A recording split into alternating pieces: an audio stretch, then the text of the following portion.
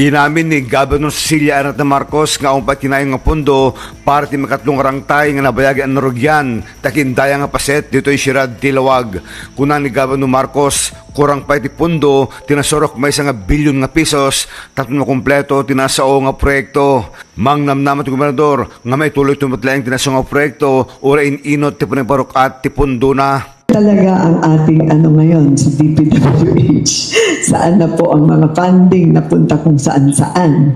Kaya lahat tayo nagsasuffer. So, but anyway, as I said, there's still kulang pa rin po daw ng pondo yung third bridge. And medyo nagulat din ako when I found out na to complete the project is estimated to be at 1.1 billion.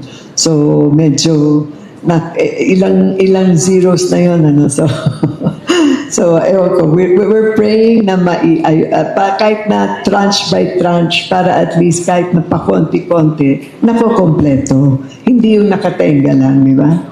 So we're working closely with DPWH also for that. Malagip po nagsardeng di po nakatrabaho di proyekto at DPWH, sipot Team 48 di Flood Control Project, iti entero nga pagilyan. Idol Dennis Alipio, Tatak IFM.